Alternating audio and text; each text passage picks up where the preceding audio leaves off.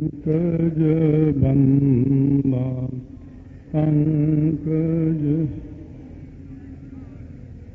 सिमरायंगद दुख निकंद गुरु अमरदास हृदय आवो हृदय श्री गुरु रामदास गुण गाम गुरु अर्जन विघ्नन नासक विघ्नन के आर गोविंद शुभ मत प्रकाश श्री हरि राय नामो जोरी नामो कर जोरी श्री हरि कृष्ण मनाय बहोरी गुरु तेग बहादुर परम कृपाल परम कृपाला श्री गुरु गोविंद सिंह विशाला तरों तरातर पुन पुन सीसा जी पुन पुन सीसा बंदावार बार जगदीसा एक अंकारा सतगुरु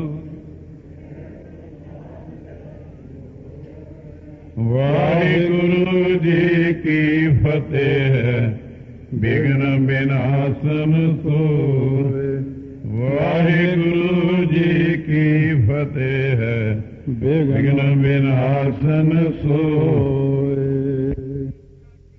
सोहेरा नित प्रत बैठे सिंह ढिग रहनी रहत बताए रोज ਸਿੰਘ ਬੈਠਦੇ ਨੇ ਕੋਲ ਜਿਵੇਂ ਆਪਾਂ ਰੋਜ਼ ਆਉਂਦੇ ਕਥਾ ਸੁਣਨ ਇਸੇ ਤਰ੍ਹਾਂ ਹੀ ਸੰਗਤ ਸ੍ਰੀ ਅਨੰਦਪੁਰ ਸਾਹਿਬ ਆਉਂਦੀ ਰੋਜ਼ ਮਹਾਰਾਜ ਉਪਦੇਸ਼ ਕਰਦੇ ਨੇ ਤਰ੍ਹਾਂ ਤਰ੍ਹਾਂ ਦੇ ਉਪਦੇਸ਼ ਉਹਨਾਂ ਪ੍ਰਸ਼ਨਾਂ ਦੇ ਉੱਤਰ ਵਿੱਚ ਵਿਦਵਾਨ ਵੀ ਨੇ ਵਿੱਚ ਸੂਰਮੇ ਵੀ ਨੇ ਵਿੱਚ ਭਗਤੀ ਵਾਲੇ ਵੀ ਨੇ ਜਿਹੋ ਜਿਹਾ ਕੋਈ ਆਉਂਦਾ ਹੁਣ ਵਿਦਵਾਨਾਂ ਦਾ ਪ੍ਰਸੰਗ ਇੱਕ ਬਹੁਤ ਸੂਖਮ ਚੀਜ਼ ਜਿਹੜੀ ਆ ਜਿਹਨੂੰ ਕਈ ਮਹੀਨਿਆਂ ਤੋਂ ਆਪਾਂ ਉਡੀਕ ਰਹੇ ਸੀ ਉਹ ਅੱਜ ਪ੍ਰਾਰੰਭ ਹੋਈ ਆ ਕੇ ਇਹ ਹੁਣ 15-20 ਦਿਨ ਕਾਫੀ ਬਹੁਤ ਜ਼ਰੂਰੀ ਪ੍ਰਸੰਗ ਚੱਲਣੇ ਨੇ ਜੋ ਜਿਹੜੇ ਬਹੁਤ ਗਿਆਤਾ ਬੰਦੇ ਨੇ ਜਿਨ੍ਹਾਂ ਨੇ ਇਹਨਾਂ ਦਾ ਗਿਆਨ ਪ੍ਰਾਪਤ ਕੀਤਾ ਜਿਹਨੂੰ ਵਿਦਾਂਤ ਕਹਿੰਦੇ ਆਪਾਂ ਤੇ ਐਸੇ ਸੁੰਦਰ ਪ੍ਰਸੰਗ ਜਿਨ੍ਹਾਂ ਦੇ ਆਪਾਂ ਨੂੰ ਗਿਆਨ ਹੁੰਦਾ ਬੰਦਾ ਕਿਵੇਂ ਜੰਮਦਾ ਕਿਵੇਂ ਮਰਦਾ ਕਿਹੜੇ ਕਿਹੜੇ ਕਰਮ ਕਰਦਾ ਹਰ ਚੀਜ਼ ਦਾ ਗਿਆਨ ਇਹਨਾਂ ਪ੍ਰਸੰਗਾਂ ਵਿੱਚ ਪ੍ਰਾਪਤ ਹੋਵੇਗਾ आओ जरा एक बार रसनन करो पवित्र गज के आखो सतनाम श्री वाहेगुरु साहिब जीओ सतनाम श्री वाहेगुरु साहिब जी रहनी रहत बताए भगत ज्ञान की वार्ता सुने सदा चित लाए हुण संगत रोज बैठदी है ਕੋਈ ਨਾ ਕੋਈ ਆਪਣਾ ਬਚਨ ਚਲਾਉਂਦੇ ਨੇ ਪਹਿਲਾਂ ਬੰਦੂਕਾਂ ਵਾਲਿਆਂ ਨੂੰ ਉਹ ਸੁਣਾਤੇ ਹੁਣ ਕਹਿੰਦੇ ਭਗਤੀ ਦੀ ਵਾਰਤਾ ਪਿਆਰ ਨਾਲ ਸੁਣੋ ਚਿੱਤ ਲਾ ਕੇ ਕਿ ਬੰਦੇ ਦੇ ਕਰਮ ਕੀ ਹੁੰਦੇ ਨੇ ਜੋ ਪਈ ਸਭ ਸਿੱਖਣ ਬੂਝੇ ਕਰ ਜੋਰ ਪ੍ਰਾਨੀ ਕਰਮ ਬੰਦ ਪਰ ਘੋਰ ਸਾਰਿਆਂ ਗੁਰਸਿੱਖਾਂ ਨੇ ਹੱਥ ਜੋੜ ਕੇ ਬੇਨਤੀ ਕੀਤੀ ਮਹਾਰਾਜ ਇਹ ਪ੍ਰਾਣੀ ਜਿਹੜਾ ਭਿਆਨਕ ਕਰਮਾਂ ਦੇ ਬੰਧਨਾਂ ਵਿੱਚ ਪਿਆ ਹੋਇਆ ਹੈ ਜੀ ਇਨਕੋ ਨਿਰਨਾ ਕਰੋ ਸੁਨਾਮਨ ਜਿਸਕੇ ਜਾਣੇ ਕਰੇ ਬਚਾਵਨ ਜਿਸ ਕਰਮਾਂ ਦੇ ਨਿਰਣੇ ਦੇ ਜਾਣ ਤੇ ਪ੍ਰਾਣੀ ਆਪਣੀ ਆਤਮਾ ਨੂੰ ਬਚਾਵਣਾ ਕਰੇ ਇਹੋ ਜਿਹਾ ਕਿਰਪਾ ਕਰਕੇ ਸਾਨੂੰ ਕਰਮਾਂ ਦਾ ਨਿਰਣਾ ਸੁਣਾਉਣਾ ਕਰੋ ਇਹ ਮੁਖ ਤੇ ਸਭ ਹੋਣੀ ਉਚਾਰਾ दया सिंह मम रूप उदारा महाराज ने बचन किया सारी संगत नूं जो तुसी साडे कोलों पुछना चाहुंदे हो जो सुनना चाहुंदे हो ਅਸੀਂ ਇਹ ਸਾਰੀ ਸੇਵਾ ਭਾਈ ਦਇਆ ਸਿੰਘ ਜੀ ਦੀ ਲਾ ਦਿੱਤੀ ਹੈ। ਭਾਈ ਦਇਆ ਸਿੰਘ ਜੀ ਮੇਰਾ ਰੂਪ ਨੇ। ਕਰੋ ਪ੍ਰਸ਼ਨ ਜੇ ਤਕ ਰੁਚ ਹੋਏ, ਉੱਤਰ ਕਹਿ ਸਕਲੀ ਸੋਏ। ਜਿੰਨੀ ਕਿ ਤੁਹਾਡੀ ਰੁਚੀ ਹੈ ਉਹ ਜਿਹਾ ਪ੍ਰਸ਼ਨ ਕਰੋ। ਭਾਈ ਦਇਆ ਸਿੰਘ ਜੀ ਤੁਹਾਨੂੰ ਉਹੋ ਜਿਹੇ ਪ੍ਰਸ਼ਨ ਦਾ ਉਹੋ ਜਿਹਾ ਉੱਤਰ ਦੇਣਗੇ ਜਿਹਾ ਜਿਹਾ ਤੁਸੀਂ ਚਾਹੁੰਦੇ ਹੋ। ਇਮ ਕਹਿ ਕੇ ਗੁਰ ਅੰਤਰ ਗਏ, ਅਪਰ ਸਰਬ ਤੈ ਬੈਠਤ ਭਏ। ਇਉਂ ਕਹਿ ਕੇ ਮਹਾਰਾਜ ਜੀ ਤਾਂ ਆਪਣੇ ਮਹਿਲਾਂ ਵੱਲ ਅੰਦਰ ਚਲੇ ਗਏ, ਬਾਕੀ ਸੰਗਤ ਉੱਥੇ ਸਜੀ ਰਹੀ। ਭਾਈ ਦਇਆ ਸਿੰਘ ਜੀ ਨੇ ਹੁਣ ਇਹ ਸਾਰਾ ਕਰਮ ਦਾ ਨਿਰਣਾ, ਆਤਮਿਕ ਗਿਆਨ ਇਹ ਸਭ ਸੁਣਾਉਣਾ ਹੈ। ਨਿਰਣੈ ਕਰਨ ਬਿਖੈ ਚਿਤ ਦਇਓ, ਦਇਆ ਸਿੰਘ ਤਬ ਬੋਲਤ ਭਇਓ। ਨਿਰਣਾ ਜਿਹੜਾ ਕਰਨਾ ਹੈ ਉਹਦੇ ਵਿੱਚ ਹੁਣ ਚਿੱਤ ਦਿੱਤਾ, ਭਾਵ ਧਿਆਨ ਦਿੱਤਾ। ਭਾਈ ਦਇਆ ਸਿੰਘ ਜੀ ਨੇ ਇਸ ਤਰ੍ਹਾਂ ਸੰਗਤ ਨੂੰ ਜਿਹੜੇ ਕਰਮ ਨੇ ਆਪਣੇ ਉਹ ਕਿਵੇਂ ਬਣਦੇ ਨੇ, ਕਿਵੇਂ ਮੇਟ ਸਕਦੇ ਆ, ਕਿਵੇਂ ਪਰਾਰਬਧ ਬਣਦੀ ਹੈ, ਇਹਦੇ ਬਾਰੇ ਹੁਣ ਸੁਣਾ ਰਹੇ ਨੇ। ਸਰਬ ਪ੍ਰਕਾਰ ਗੁਰੂ ਸਰਬੱਗ, ਹਮ ਤਿਨ ਅਗਰ ਕਾ ਅਲਪਗ। ਪਹਿਲਾਂ ਤਾਂ ਭਾਈ ਦਇਆ ਸਿੰਘ ਨੇ ਸੰਗਤ ਨੂੰ ਇਹ ਬੇਨਤੀ ਕੀਤੀ ਕਿ ਭਾਈ ਇਹ ਤਾਂ ਸਤਿਗੁਰੂ ਸਰਬ ਕਲਾ ਸਮਰੱਥ, ਸਰਬ ਦੇ ਗਿਆਤੇ ਨੇ, ਮੈਂ ਤਾਂ ਇੱਕ ਅਲਪਗ ਜਿਹਾ ਜੀਵ ਹਾਂ, ਮੈਂ ਤੁਹਾਨੂੰ ਕੀ ਸੁਣਾ ਸਕਦਾ ਹਾਂ। ਤਿਮ ਬੋਲੋ ਮੈਂ ਜਥਾ ਬੁਲਾਵੈਂ, ਨਰ ਪੁਤਲੀ ਕੋ ਜਥਾ ਨਚਾਵੈਂ। ਬੰਦਿਆਂ ਰੂਪੀ ਪੁਤਲੀਆਂ ਨੂੰ ਜਿਵੇਂ ਨਚਾਉਂਦੇ ਨੇ ਭਾਈ, ਉਵੇਂ ਮੈਂ ਤਾਂ ਨੱਚਦਾ ਬੋਲਦਾ, ਜਿਵੇਂ ਉਹ ਮੈਨੂੰ ਬੁਲਾਉਂਦੇ ਨੇ ਮੈਂ ਬੋਲਦਾ। ਹਾਂ ਆਪਾਂ ਬੋਲ ਨਾ ਜਾਣਦਾ, ਮੈਂ ਕਹਿਆ ਸਭ ਹੁਕਮ ਆਓ ਜੀਓ। ਸੋ ਨਿਜ ਮੁਖ ਬੋਲ ਸੁਨਾਵੈਂ, ਲੋਕ ਲਖੈ ਪੁਤਲੀ ਸੋ ਅਲਾਵੈ। ਸੋ ਆਪਣੇ ਮੁਖ ਵਿੱਚੋਂ ਬੋਲ ਕੇ ਮਹਾਰਾਜ ਸੁਣਾਉਂਦੇ ਆਪ ਹੀ ਨੇ। ਜਿਵੇਂ ਕਠਪੁਤਲੀਆਂ ਵਾਲਾ ਆਪ ਓਲੇ ਹੋ ਕੇ ਧਾਗਿਆਂ ਦੇ ਨਾਲ ਕਠਪੁਤਲੀ ਨਚਾਉਂਦਾ ਹੈ, ਸੱਜੇ ਪਾਸੇ ਜਿਹੜਾ ਬੰਦਾ ਖੜਾ ਉਹਦਾ ਵੀ ਅੱਖਰ ਉਹੀ ਬੋਲਦਾ ਪਿੱਛੋਂ, ਤੇ ਖੱਬੇ ਪਾਸੇ ਦੀ ਆਵਾਜ਼ ਵੀ ਉਹੀ ਕੱਢਦਾ ਹੈ, ਇਸਤਰੀ ਦੀ ਆਵਾਜ਼ ਵੀ ਉਹੀ ਕੱਢਦਾ ਹੈ, ਬੰਦੇ ਦੀ ਆਵਾਜ਼ ਵੀ ਉਹੀ ਕੱਢਦਾ ਹੈ, ਰਾਜੇ ਦੀ, ਵਜ਼ੀਰ ਦੀ। ਇਸੇ ਤਰ੍ਹਾਂ ਸਾਰੀਆਂ ਆਵਾਜ਼ਾਂ ਉਹਦੀਆਂ ਆਪਣੀਆਂ ਹੀ ਨੇ। ਬੰਦਾ ਕਠਪੁਤਲੀ ਹੈ, ਦੇਖਣ ਵਾਲਾ ਇਹ ਸਮਝਦਾ ਇਹ ਬੰਦਾ ਬੋਲਦਾ ਹੈ, ਪਰ ਨਹੀਂ, ਉਹ ਤਾਂ ਵਾਹਿਗੁਰੂ ਹੀ ਬੋਲਦਾ ਹੈ। ਪੂਰਬ ਸੁਨੋ ਕਰਮ ਕੀ ਗਾਥਾ, ਨਰਕ ਸੁਰਕ ਹੋਏ ਜਿਨ ਫਲ ਸਾਤਾ। ਪਹਿਲਾਂ ਤਾਂ ਸੁਣੋ ਕਰਮ ਦੀ ਗਾਥਾ ਸੁਣੋ, ਜਿਹਦੇ ਕਰਕੇ ਬੰਦੇ ਨੂੰ ਨਰਕ ਮਿਲਦਾ, ਸਵਰਗ ਮਿਲਦਾ। ਇਹ ਦੋਨੋਂ ਕਰਮਾਂ ਦਾ ਧਿਆਨ ਕਰੋ, ਕਿਹੜੇ ਕਿਹੜੇ ਹਨ। ਤੀਨ ਬਿਦਨ ਕੇ ਕਰਮ ਪਛਾਨ, ਤਿੰਨ ਪ੍ਰਕਾਰ ਦੇ ਜਿਹੜੇ ਕਰਮ ਹੁੰਦੇ ਹਨ ਇਨਸਾਨ ਦੇ। ਸੰਚਿਤ ਪ੍ਰਾਲਬਧ ਕਿਰੇ ਮਾਨ। ਪਹਿਲਾ ਕਰਮ ਹੈ ਸੰਚਿਤ, ਫਿਰ ਕਿਰੇਮਾਨ ਦੂਜੇ ਨੰਬਰ ਤੇ ਆਉਂਦਾ ਹੈ। ਕਵਿਤਾ ਕਰਕੇ ਥੋੜਾ ਜਿਹਾ ਉਲਟ ਫੇਰ ਹੈ, ਪਹਿਲਾਂ ਸੰਚਿਤ ਕਰਮ ਹੁੰਦੇ ਨੇ, ਪਰ ਪਹਿਲਾਂ ਆਉਂਦੇ ਨੇ ਕਿਰੇਮਾਨ ਕਰਮ ਸਭ ਤੋਂ ਪਹਿਲਾਂ, ਫੇਰ ਆਉਂਦੇ ਨੇ ਸੰਚਿਤ ਕਰਮ, ਫੇਰ ਆਉਂਦੀ ਹੈ ਪਰਾਰਬਧ। ਇਹ ਤਿੰਨ ਪ੍ਰਕਾਰ ਦੇ ਕਰਮ ਹਨ। ਤਰਕਸ਼ ਅੰਤੈ ਕਰਨ ਮਝਾਰ। ਸੋ ਅੰਤਸ਼ ਕਰਨ ਰੂਪੀ ਤਰਕਸ਼ ਹੁੰਦਾ ਪੱਥਾ, ਜਿਵੇਂ ਪੱਥੇ ਦੇ ਵਿੱਚ ਤੀਰ ਭਰੇ ਹੁੰਦੇ ਨੇ, ਇਸੇ ਪ੍ਰਕਾਰ ਸਾਡੇ ਅੰਤਸ਼ ਕਰਨ ਦੇ ਵਿੱਚ ਜਿਹੜਾ ਮਨ, ਬੁੱਧ, ਚਿੱਤ, ਹੰਕਾਰ ਹੈ, ਇਹ ਚਾਰਾਂ ਦਾ ਨਾਮ ਹੀ ਅੰਤਸ਼ ਕਰਨ ਹੈ। ਇੱਕ ਮਨ ਦਾ ਨਾਮ ਹੀ ਹੈ ਮਨ, ਉਸੇ ਦਾ ਨਾਮ ਹੈ ਬੁੱਧ, ਉਸੇ ਨੂੰ ਕਹਿੰਦੇ ਚਿੱਤ, ਉਸੇ ਨੂੰ ਕਹਿੰਦੇ ਹੰਕਾਰ। ਮਨ, ਬੁੱਧ, ਚਿੱਤ, ਹੰਕਾਰ ਦਾ ਨਾਮ ਹੈ ਅੰਤਸ਼ਕਰਨ। ਉਹਦੇ ਵਿੱਚ ਹੀ ਇਹ ਸਾਡੇ ਤਰਕਸ਼ ਅੰਤःਕਰਨ ਮਝਾਰ, ਤਰਕਸ਼ ਪੱਥੇ ਰੂਪੀ ਅੰਤःਕਰਨ ਦੇ ਵਿੱਚ। ਤ੍ਰੈ ਵਿਦਬਾਨ ਸੇ ਬਸ ਬਿਹਾਰ। ਸੋ ਤਿੰਨ ਪ੍ਰਕਾਰ ਦੇ ਬਾਣ ਜਿਹੜੇ ਨੇ ਨਾ, ਉਹ ਸਾਡੇ ਅੰਤਸ਼ਕਰਨ ਰੂਪੀ ਪੱਥੇ ਦੇ ਵਿੱਚ ਭਰੇ ਪਏ ਹਨ। ਚੇਤਨ ਆਤਮ ਛਾਇਆ ਜੋਏ। ਸੋ ਚੇਤਨ ਜਿਹੜੀ ਆ ਨਾ, ਚੇਤਨ ਸੱਤਾ ਪ੍ਰਮਾਤਮਾ ਦੀ, ਉਹਦਾ ਜਿਹੜਾ ਆਭਾਸ ਪੈਂਦਾ, ਅਕਸ ਪੈਂਦਾ, ਚੇਤਨ ਆਤਮਾ ਦੀ ਜੋ ਛਾਇਆ ਹੈ। ਪ੍ਰਤਿਬਿੰਬਤ ਅੰਤःਕਰਨ ਹੋਏ। ਕਹਿੰਦੇ ਤਿਸ ਆਭਾਸ ਕਰਕੇ ਪ੍ਰਤੀਬਿੰਬ ਅੰਤਸ਼ਕਰਨ ਦੇ ਉੱਤੇ ਜਿਹੜਾ ਪੈਂਦਾ ਹੈ। ਅਰ ਅਗਿਆਨ ਅੰਸ ਕੇ ਸਹਿਤ। ਫਿਰ ਇਹਦੇ ਵਿੱਚ ਇੱਕ ਹੋਰ ਚੀਜ਼ ਰਲਦੀ ਹੈ। ਜਦੋਂ ਤੱਕ ਬੰਦੇ ਦੇ ਅੰਦਰ ਅਗਿਆਨ ਨਹੀਂ ਆਉਂਦਾ, ਅੰਤःਕਰਨ ਦੀ ਚੇਤਨ ਸੱਤਾ ਨਹੀਂ ਲੈਂਦਾ, ਅਗਿਆਨ ਨਹੀਂ ਆਉਂਦਾ, ਇਹ ਤਿੰਨ ਚੀਜ਼ਾਂ ਇਕੱਠੀਆਂ ਜਦ ਤੱਕ ਨਹੀਂ ਹੁੰਦੀਆਂ ਉਦੋਂ ਤੱਕ ਆਪਾਂ ਕਰਮ ਨਹੀਂ ਕਰ ਸਕਦੇ। ਇਸ ਮੈਂ ਕਰਮ ਬੀਜ ਗਨ ਰਹਿਤ। ਅੰਤਸ਼ਕਰਨ ਦੇ ਵਿੱਚ ਕਰਮਾਂ ਦੇ ਬੀਜ ਰਹਿੰਦੇ ਨੇ, ਜਿਵੇਂ ਪੱਥੇ ਦੇ ਵਿੱਚ ਤੀਰ ਰਹਿੰਦੇ ਨੇ ਨਾ, ਪੱਥੇ ਦੇ ਤੀਰ ਅੱਗੇ ਜਾ ਕੇ ਸਾਰਾ ਪ੍ਰਮਾਣ ਖੋਲ ਦੇਣਗੇ ਕਿਵੇਂ ਕਿਵੇਂ। ਹੁਣ ਤਾਂ ਇੰਨਾ ਕੀ ਕਿਹਾ ਕਿ ਜਿਵੇਂ ਪੱਥੇ ਵਿੱਚ ਤੀਰ ਹੁੰਦੇ ਨੇ, ਆਪਣੇ ਅੰਤਸ਼ਕਰਨ ਦੇ ਵਿੱਚ ਕਰਮ ਜਮਾ ਪਏ ਨੇ ਜਿਹੜੇ ਆਪਾਂ ਕੀਤੇ ਹੋਏ ਪੁਰਾਣੇ। ਅੰਤःਕਰਨ ਆਪ ਜੜ ਹੈ। ਇਹ ਜਿਹੜਾ ਆਪਣਾ ਅੰਤਸ਼ਕਰਨ ਹੈ, ਮਨ ਹੈ, ਬੁੱਧ ਹੈ, ਚਿੱਤ ਹੈ, ਹੰਕਾਰ ਹੈ, ਇਹ ਆਪ ਤਾਂ ਜੜ ਹੈ। ਹਿੱਲਣ ਜੁਲਣ ਦੀ ਸ਼ਕਤੀ ਇਹਦੇ ਵਿੱਚ ਆਪੋਂ ਨਹੀਂ ਪੈਦਾ ਹੁੰਦੀ, ਇਹ ਤਾਂ ਇੱਕ ਪੱਥਰ ਵਰਗਾ ਹੈ। ਜਬ ਲੋ ਸਤਾ ਚਿਤਨ ਨਾਲ ਹੈ। ਸੋ ਜਦੋਂ ਤੱਕ ਅੰਤਸ਼ਕਰਨ ਨੂੰ ਚੇਤਨ ਦੀ ਸੱਤਾ ਨਹੀਂ ਮਿਲਦੀ, ਜਿਵੇਂ ਕਰੰਟ ਨਹੀਂ ਆਉਂਦਾ, ਬਿਜਲੀ ਨਹੀਂ ਆਉਂਦੀ, ਸਭ ਚੀਜ਼ਾਂ ਡੈੱਡ ਹੋ ਜਾਂਦੀਆਂ ਨੇ, ਕੋਈ ਨਹੀਂ ਚੱਲਦੀ। ਫਿਰ ਅੰਤਸ਼ਕਰਨ ਵੀ ਇਸੇ ਤਰ੍ਹਾਂ ਹੀ ਉਦੋਂ ਕੰਮ ਕਰਦਾ ਜਦੋਂ ਅਕਾਲ ਪੁਰਖ ਦੀ ਜੋਤ ਆਉਂਦੀ ਹੈ, ਜਦੋਂ ਸੱਤਾ ਇਹਨਾਂ ਦੇ ਉੱਤੇ ਪੈਂਦੀ ਆ ਕੇ, ਤਾਂ ਸਾਡਾ ਅੰਤਸ਼ ਕੰਮ ਕਰਦਾ ਹੈ ਅੰਤਸ਼ਕਰਨ।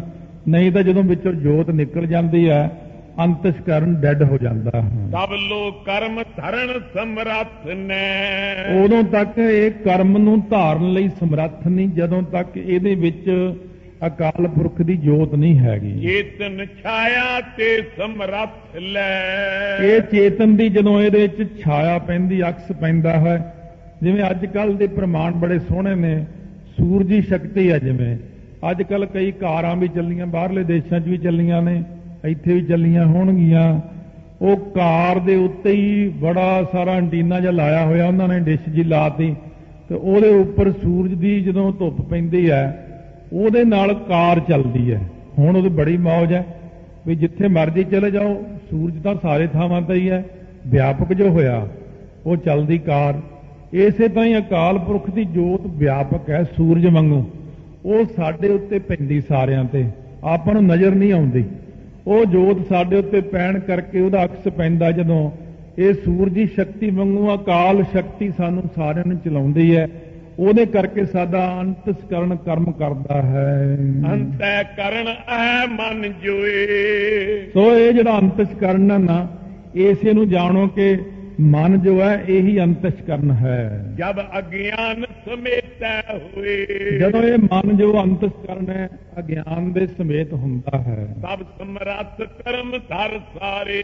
ਉਦੋਂ ਇਹ ਸਾਰੇ ਕਰਮਾਂ ਨੂੰ ਧਾਰਨ ਕਰਨ ਲਈ ਸਮਰੱਥ ਹੁੰਦਾ ਹੈ। ਬਿਨ ਅਗਿਆਨ ਕਰਮ ਨੈ ਧਾਰੇ। ਬਿਨਾਂ ਗਿਆਨ ਤੋਂ ਇਹ ਕਰਮ ਨੂੰ ਧਾਰਨ ਨਹੀਂ ਕਰਦਾ ਹੈ। ਦੋਹੇਰਾ ਅੰਤःਕਰਨ ਅਗਿਆਨ ਦਵੈ ਚੇਤਨ ਆਤਮ ਤੀਨ। ਕਹਿੰਦੇ ਸੁਣੋ ਵੀ ਇੱਕ ਤਾਂ ਅੰਤਸ਼ਕਰਨ, ਜਿਹਨੂੰ ਆਪਾਂ ਕਹਿੰਦੇ ਮਨ, ਬੁੱਧ, ਚਿੱਤ, ਹੰਕਾਰ, ਇਹਦਾ ਇੱਕੋ ਹੀ ਨਾਮ ਰੱਖ ਲਓ, ਮਨ। ਅੰਤਸ਼ਕਰਨ ਦਾ ਨਾਮ ਮਨ ਹੈ।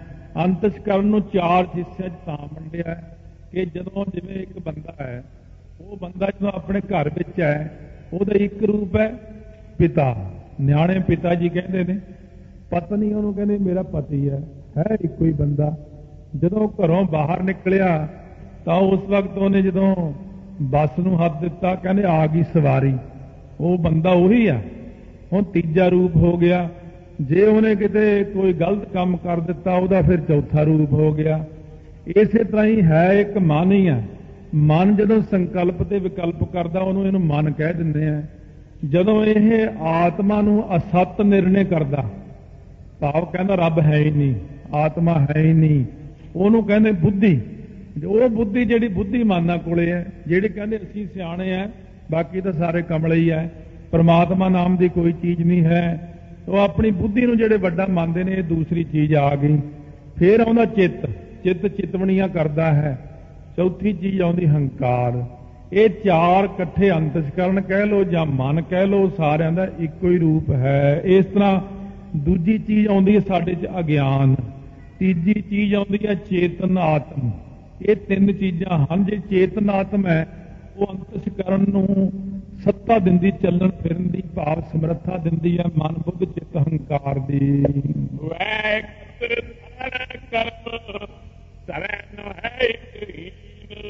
ਸੋ ਇਹ ਇਕੱਤਰ ਤਿੰਨ ਹੋਣਗੇ ਤਾਂ ਕਰਮ ਹੋਵੇਗਾ।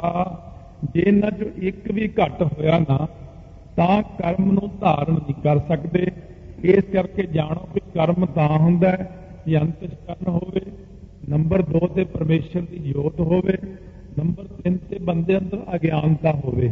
ਅੱਗੇ ਚੱਲ ਕੇ ਇਹਦਾ ਹੋਰ ਖੁਲਾਸਾ ਖੁੱਲੇਗਾ ਵੀ ਅਗਿਆਨਤਾ ਬੰਦੇ 'ਚ ਕਿਵੇਂ ਹੋਵੇ ਜਾਂ ਅਗਿਆਨਤਾ ਨਾਲ ਹੀ ਕਰਮ ਕਿਵੇਂ ਬਣ ਜਾਂਦੇ ਨੇ। ਜੋ ਪਈ ਇਸ ਕੋ ਕਹੋ ਸਹਿਤ ਦ੍ਰਿਸ਼ਟਾਂਤ।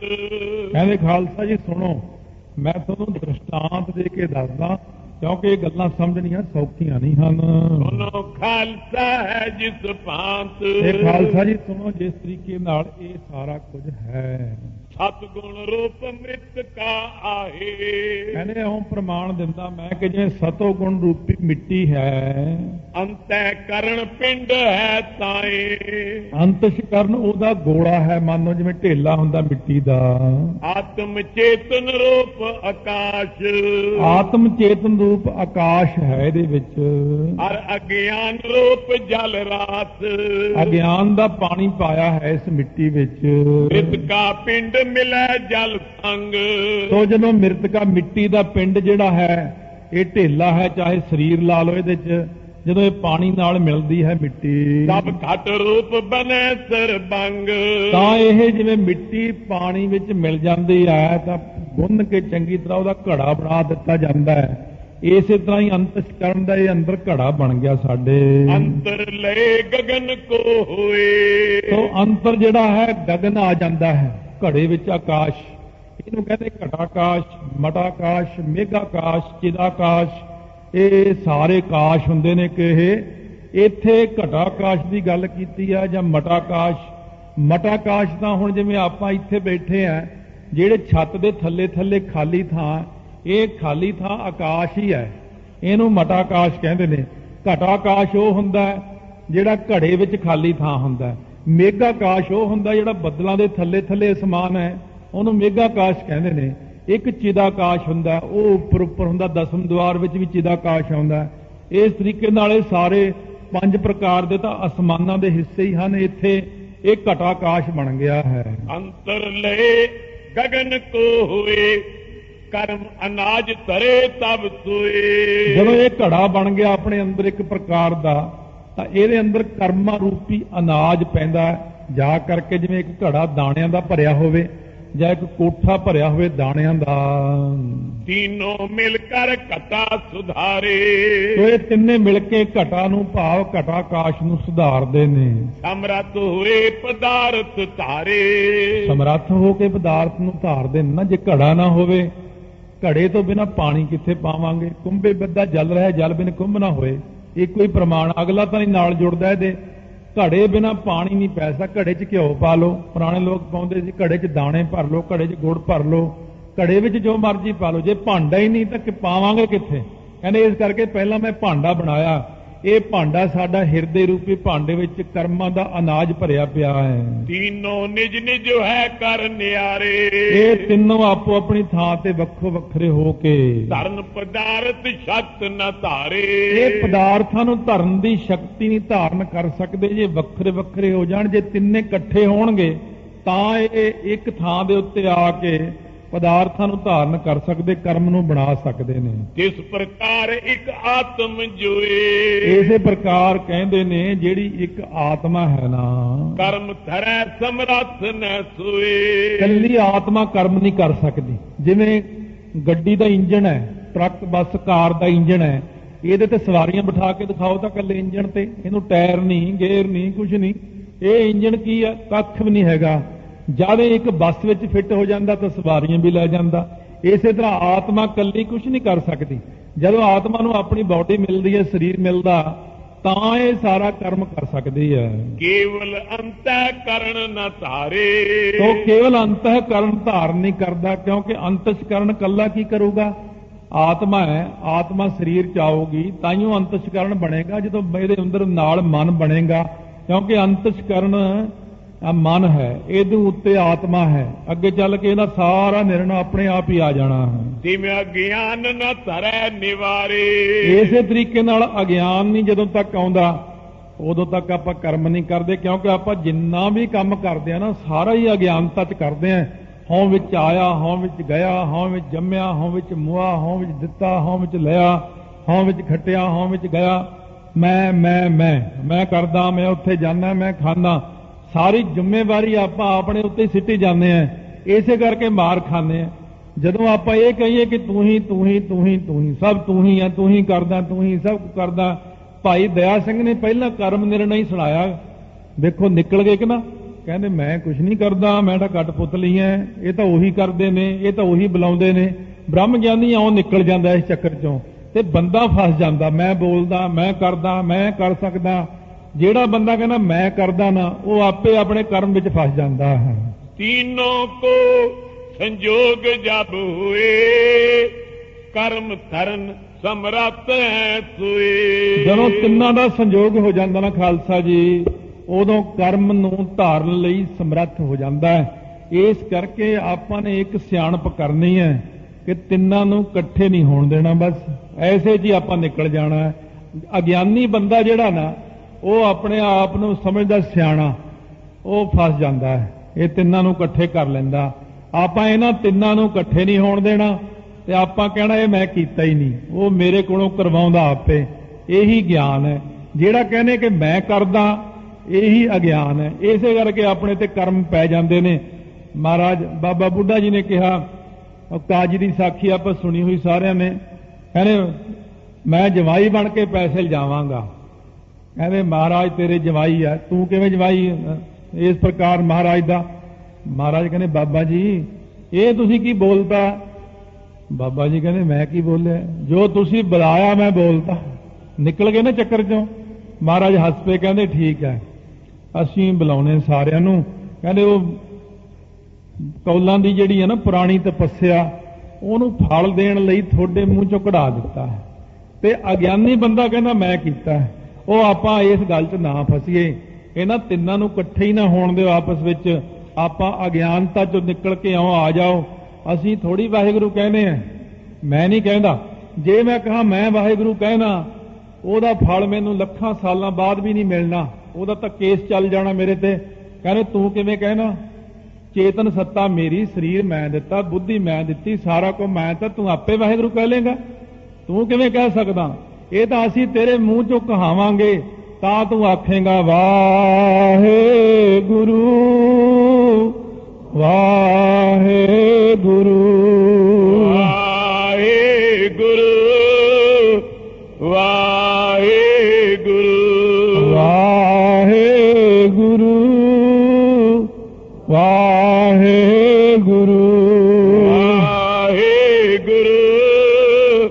ਵਾਹਿਗੁਰੂ। ਜੋ ਪਏ जिन कर्मन को दियो शरीर, प्रारब्ध सो जानो धीर। अनक जन्म के करे कतर, सो संचित है नाम बचित्र। ਧੰਨ ਧੰਨ ਸਾਹਿਬ ਸ੍ਰੀ ਗੁਰੂ ਗ੍ਰੰਥ ਸਾਹਿਬ ਮਹਾਰਾਜ ਦੀ ਪਾਵਨ ਪਵਿੱਤਰ ਹਜ਼ੂਰੀ ਵਿੱਚ ਸਜੀ ਹੋਈ ਗੁਰੂ ਰੂਪ ਗੁਰੂ ਖਾਲਸਾ ਸਾਧ ਸੰਗਤ ਜੀ, ਆਓ ਪਿਆਰ ਸਤਿਕਾਰ ਸਹਿਤ ਫਤਿਹ ਉਚਾਰਨ ਕਰੀਏ। ਵਾਹਿਗੁਰੂ ਜੀ ਕਾ ਖਾਲਸਾ, ਵਾਹਿਗੁਰੂ ਜੀ ਕੀ ਫਤਿਹ। ਧੰਨ ਧੰਨ ਸਤਿਗੁਰੂ ਗੁਰੂ ਗੋਬਿੰਦ ਸਿੰਘ ਸਾਹਿਬ ਜੀ ਮਹਾਰਾਜ। ਸੰਗਤ ਨੇ ਬੇਨਤੀ ਕੀਤੀ ਹੈ ਕਿ ਸਾਨੂੰ ਕਿਰਪਾ ਕਰਕੇ ਇਹ ਜਿਹੜੇ ਜੀਵ ਦੇ ਕਰਮ ਨੇ, ਇਹ ਕਰਮਾਂ ਕਰਕੇ ਬੰਧਨਾਂ 'ਚ ਪੈ ਜਾਂਦਾ ਹੈ।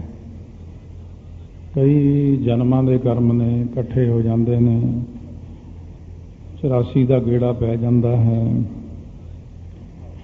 ਇਹ ਕਰਮਾਂ ਦਾ ਨਿਰਣਾ ਕਰਕੇ ਦੱਸੋ ਇਹਨਾਂ ਦੇ ਬੰਧਨਾਂ ਵਿੱਚੋਂ ਕਿਵੇਂ ਮੁਕਤ ਹੋਈਦਾ ਹੈ? ਕਰਮ ਕਿੰਨੇ ਪ੍ਰਕਾਰ ਦੇ ਨੇ? ਸੋ ਭਾਈ ਦਇਆ ਸਿੰਘ ਜੀ ਦੀ ਇਹ ਸੇਵਾ ਮਹਾਰਾਜ ਜੀ ਨੇ ਆਪਣੇ ਹੁਕਮ ਵਿੱਚ ਲਾਈ ਹੈ। ਭਾਈ ਦਇਆ ਸਿੰਘ ਜੀ ਨੇ ਬੇਨਤੀ ਕੀਤੀ ਕਿ ਮਹਾਰਾਜ ਆਪ ਹੀ ਸਭ ਕੁਝ ਕਰਨ ਵਾਲੇ ਨੇ, ਬਈ ਸਾਡੇ ਅੰਦਰ ਤਾਂ ਕੋਈ ਐਸੀ ਸ਼ਕਤੀ ਨਹੀਂ ਹੈ, ਤਾਂ ਸਤਿਗੁਰੂ ਨੇ ਆਪ ਹੀ ਕਿਰਪਾ ਕਰਨੀ ਹੈ। ਸੋ ਦੱਸਿਆ ਹੈ ਕਿ ਸਾਰਿਆਂ ਨਾਲੋਂ ਪਹਿਲਾਂ ਇਨਸਾਨ ਜਿਹੜਾ ਕੰਮ ਕਰਦਾ, ਰੋਜ਼ ਦੀ ਕਿਰਿਆ ਹਉਂ ਦੇ ਸਮੇਤ ਉਹਨੂੰ ਕਿਰੇਮਾਨ ਕਰਮ ਕਹਿੰਦੇ ਨੇ। ਉਹੀ ਹੌਲੀ ਹੌਲੀ ਇਕੱਠੇ ਹੋ ਜਾਂਦੇ ਨੇ, ਸੰਚ ਬਣ ਜਾਂਦੇ ਨੇ। ਸੰਚ ਇਕੱਤਰ ਕਰਨਾ, ਰੋਜ਼ ਦੇ 100 ਰੁਪਈਆ ਇਕੱਠਾ ਕਰਨਾ, 30 ਦਿਨਾਂ ਦਾ, ਫਿਰ ਹੋਰ ਸਾਲ 5 ਸਾਲ ਵਿੱਚ ਫਿਰ ਉਹ ਇਕੱਠੇ ਮਿਲ ਜਾਂਦੇ, ਉਹ ਪਰਾਲਬਧ ਬਣਦੀ। ਸੋ ਇਸ ਤਰੀਕੇ ਨਾਲ ਕਹਿੰਦੇ ਨੇ ਕਿ ਇਹ ਕਰਮ ਬਣਦੇ ਤਾਂ ਹੈ ਨਾ, ਪਰ ਇਹ ਅੰਤਸ਼ਕਰਨ, ਚੇਤਨ ਸੱਤਾ ਅਤੇ ਅਗਿਆਨ, ਜਦ ਤੱਕ ਇਹ ਤਿੰਨ ਇਕੱਠੇ ਨਹੀਂ ਹੁੰਦੇ ਉਦੋਂ ਤੱਕ ਕਰਮ ਕਰ ਨਹੀਂ ਸਕਦੀ ਆਤਮਾ। ਆਤਮਾ ਆਪਣੇ ਆਪ ਕੁਝ ਨਹੀਂ ਕਰ ਸਕਦੀ। ਆਤਮਾ ਨੂੰ ਸਰੀਰ ਚਾਹੀਦਾ, ਆਤਮਾ ਨੂੰ ਭਾਂਡਾ ਚਾਹੀਦਾ ਜਿਹ 'ਚ ਕਰਮਾਂ ਦੇ ਬੀਜ ਪਾਉਣੇ ਨੇ। ਸੋ ਇਸ ਕਰਕੇ ਉਹ ਆਪਣੇ ਅੰਦਰ ਘਟਾਕਾਸ਼ ਬਣਾਉਂਦੀ ਹੈ, ਘੜਾ ਬਣਾ ਲੈਂਦੀ, ਘੜੇ ਵਿੱਚ ਚੀਜ਼ ਪਾ ਲਓ। ਇਸ ਤਰ੍ਹਾਂ ਬਹੁਤ ਡੂੰਘੀ ਇਹ ਕਿਰਿਆ ਦੱਸੀ ਕਰਮਾਂ ਦੀ। ਸੋ ਉਹਨਾਂ ਦੇ ਵਿੱਚ ਆਓ ਅੱਗੇ ਸਰਵਣ ਕਰਦੇ ਹਾਂ। ਕਿਹੜਾ ਕਰਮ ਦੱਸਦੇ ਨੇ, ਬ੍ਰਹਮ ਗਿਆਨੀ ਵੀ ਦੱਸਦੇ ਨੇ ਕਿ ਉਹ ਬਚ ਜਾਂਦੇ ਨੇ। ਦੁਨੀਆ ਦੇ ਲੋਕ ਹਉ ਸਹਿਤ ਕਰਮ ਕਰਦੇ ਨੇ, ਬ੍ਰਹਮ ਗਿਆਨੀ ਵਾਹਿਗੁਰੂ ਦੇ ਹੁਕਮ ਵਿੱਚ ਚੱਲਦੇ ਨੇ। ਆਓ ਅੱਗੇ ਸਰਵਣ ਕਰਦੇ ਹਾਂ, ਰਸਨਾ ਨੂੰ ਕਰੀਏ ਪਵਿੱਤਰ। ਗੱਜ ਕੇ ਆਖੋ ਸਤਿਨਾਮ ਸ੍ਰੀ ਵਾਹਿਗੁਰੂ ਸਾਹਿਬ, ਸਤਿਨਾਮ ਸ੍ਰੀ ਵਾਹਿਗੁਰੂ। ਕਿਉ ਪਏ ਜਿਨ ਕਰਮਨ ਕੋ ਦਿਓ ਸਰੀਰ। ਸੋ ਜਿਨ੍ਹਾਂ ਕਰਮਾਂ ਨੇ ਇਹ ਆਪਾਂ ਨੂੰ ਸਰੀਰ ਦਿੱਤਾ ਹੈ, ਕਿਉਂਕਿ ਕਰਮ ਦੇ ਮੁਤਾਬਕ ਮਨੁੱਖਾ ਜਨਮ, ਸੋ 84 ਦੇ ਵਿੱਚ ਰਹਿਣ ਵਾਲੀਆਂ ਜੂਨਾਂ ਦੇ ਜਨਮ, ਜਾਤੀ ਦਾ ਫਲ, ਇਸੇ ਪ੍ਰਕਾਰ ਫਿਰ ਜਿਹੜੇ ਨੇ ਬੁੱਧੀ ਕਿੰਨੀ ਕੁ ਦੇਣੀ ਹੈ, ਇਹ ਸਾਡੇ ਕੀਤੇ ਹੋਏ ਕਰਮਾਂ ਦੇ ਮੁਤਾਬਕ ਹੀ ਬੰਦੇ ਨੂੰ ਇੱਜ਼ਤ, ਮਾਣ, ਵਡਿਆਈ, ਮਾਇਆ, ਵਿਦਿਆ, ਇਹ ਸਾਡੇ ਪਿਛਲੇ ਜਨਮਾਂ ਦੇ ਕੀਤੇ ਹੋਏ ਕਰਮਾਂ ਦੇ ਮੁਤਾਬਕ ਹੀ ਪਰਾਲਬਧ ਬਣ ਕੇ ਪ੍ਰਾਪਤ ਹੁੰਦਾ ਹੈ। ਪ੍ਰਾਰਬਧ ਸੋ ਜਾਨੋ ਧੀਰ।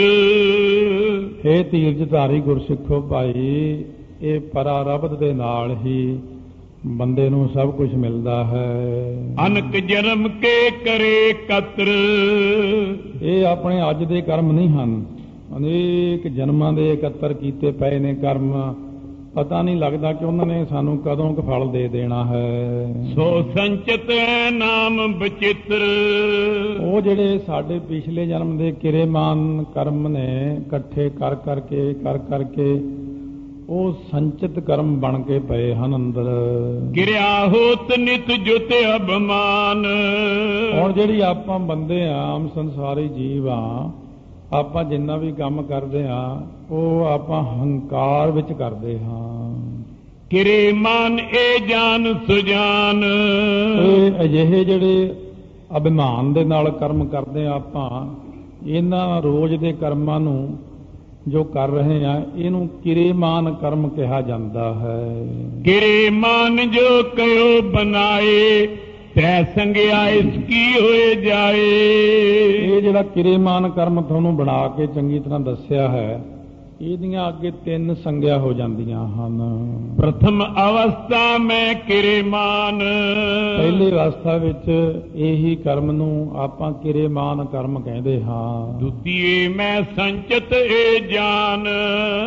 ਦੂਸਰੀ ਅਵਸਥਾ ਵਿੱਚ ਇਹਨਾਂ ਕਿਰੇਮਾਨਾਂ ਦਾ ਨਾਮ ਹੀ ਸੰਚਿਤ ਬਣ ਜਾਂਦਾ, ਕਿਉਂਕਿ ਰੋਜ਼ ਦਾ 100 ਰੁਪਈਆ ਹੀ ਕਿਰੇਮਾਨ ਹੈ, ਅਤੇ ਇਹੀ ਫਿਰ ਮਹੀਨੇ ਬਾਅਦ ਸੰਚਿਤ ਥੈਲੀ ਕੀਨੀ ਇਕੱਠੇ ਕਰਦੇ ਇਕੱਠੇ ਹੋ ਗਏ। ਤ੍ਰਿਤੀ ਅਵਸਥਾ ਜਬ ਹੀ ਪਾਏ, ਪ੍ਰਾਰਬਧ ਸੰਗਿਆ ਹੋਏ ਜਾਏ। ਤੀਜੀ ਅਵਸਥਾ ਵਿੱਚ ਇਹ ਜਦ 5 ਸਾਲਾਂ ਬਾਅਦ ਮਿਲਦੇ ਨੇ ਪੈਸੇ, ਜਿਵੇਂ ਬੈਂਕ ਵਿੱਚੋਂ, ਉਹ ਫਿਰ ਮਿਲ ਜਾਂਦੇ ਨੇ। ਆਪਾਂ ਜੀ ਉਦੋਂ ਰੌਲਾ ਪਾਈਏ ਵੀ ਮੈਂ ਤਾਂ 2 ਲੱਖ ਰੁਪਏ ਦੀ ਜਗ੍ਹਾ 5 ਲੱਖ ਲੈਣਾ, ਉਹ ਕਹਿੰਦੇ ਫਿਰ ਕਿਰੇਮਾਨ ਤੂੰ ਠੀਕ ਕਰਨਾ ਸੀ, ਫਿਰ ਤੂੰ 500 ਰੁਪਏ ਮਹੀਨਾ ਜਮ੍ਹਾਂ ਕਰਾਉਣਾ ਰੋਜ਼ ਦਾ, ਫਿਰ ਜਾ ਕੇ ਮਹੀਨੇ ਬਾਅਦ ਹੁੰਦੇ ਜ਼ਿਆਦਾ, ਫਿਰ ਕਰ ਇਹ ਪਰਾਲਬਧ ਬਣਦੀ ਤੇਰੀ 5 ਸਾਲਾਂ ਦੀ। ਹੁਣ ਤਾਂ ਬਣ ਚੁੱਕੀ ਹੈ। ਹੁਣ ਪਿਛਲੇ ਬੀਤੇ 5 ਸਾਲ ਤੇਰੇ ਹੱਥ 'ਚ ਨਹੀਂ ਆਉਣੇ, ਹੁਣ ਆਉਂਦਿਆਂ 5 ਸਾਲਾਂ ਨੂੰ ਧਿਆਨ ਰੱਖੀ। ਭਾਵ ਬੀਤੇ ਜਨਮਾਂ ਵਿੱਚ ਆਪਾਂ ਜਿਹੜੇ ਹੁਣ ਕਰਮ ਕਰ ਚੁੱਕੇ ਆ ਉਹਨਾਂ ਦਾ ਫਲ ਆਪਾਂ ਨੂੰ ਹੁਣ ਮਿਲਣਾ ਹੀ ਮਿਲਣਾ, ਜਿੰਨਾ ਮਰਜ਼ੀ ਜ਼ੋਰ ਲਾ ਲਓ ਵੀ ਉਹ ਨਹੀਂ ਟਲ ਸਕਦਾ ਜੇ ਆਪਾਂ ਰੋਈਏ ਜਾਂ ਹੱਸੀਏ। ਔਰ ਆਉਣ ਵਾਲੇ ਸਮੇਂ ਦਾ ਧਿਆਨ ਰੱਖੋ।